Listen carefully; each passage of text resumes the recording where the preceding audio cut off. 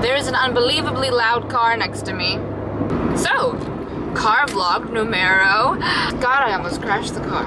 And so what does it mean when Javier makes a car vlog, guys? No, my life isn't falling apart, thank you very much. I just had something clever to say, and so I turned the camera on. What do you think I am? So today's not just gonna be, you know, a plain old car vlog. I do have more stuff to beef up this video with. Today, this morning at 8 a.m. I went to go take a test at the school.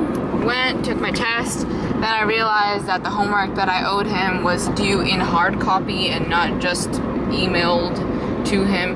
That's what I get for taking a brown professor.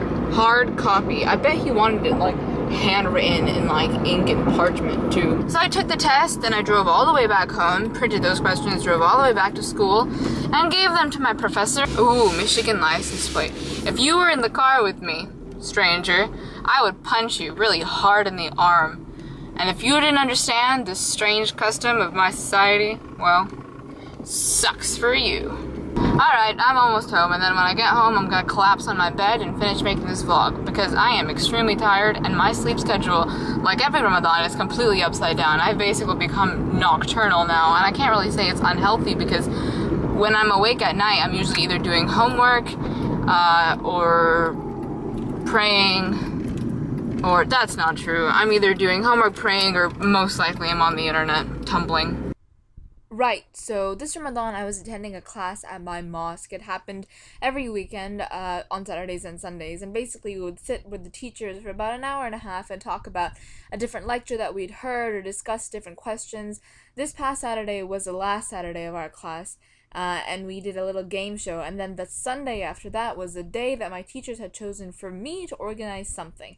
And so these VEDR vlogs have had a lot to do with Burma and the conflict in Burma, and basically a situation outside of the US. So that's what I did with the girls. I told them a little bit about the conflict happening in Burma. I told them about the Syrian conflict, about what's happening in Bahrain right now. And what they did was they made poster boards giving out facts about what's been happening in those countries. And instead of asking for money or change or anything, they just asked for du'as, because Ramadan is a huge time for du'as. There are specific times throughout the day when Allah subhanahu wa ta'ala has told us that He will most definitely accept our du'as. And so our girls got together, they made some posters, and they looked really nice. We actually put them up in our community hall so that the other women would be able to see them. We even made a poster in Urdu, which is a really common language spoken at my mosque, so that some of the older women, if they didn't have the ease of reading English as we do, would be able to read it and also benefit from it.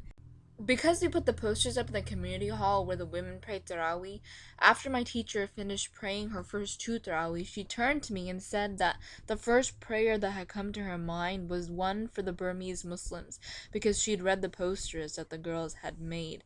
And it really made me feel special, of course, but it also made me feel like I'd maybe done something good with my time, and it really feels like one of the first things I've done this Ramadan that seems really important. Oh, another thing that I did this morning was actually I went to go apply somewhere. I'm not going to tell you where, I'm not going to give any details, but I went to go apply somewhere else for work, and if that works out, then I will be a truly happy girl, inshallah. It will be like my Ramadan miracle. So make dua for me. And also, you know, 2 more days of this abominable class, and then I will be able to talk to you guys freely for hours on end, and I will have so much time to edit every single word that I say, because I know you guys hang on to every freaking syllable, right? Yeah. Alright, Javier.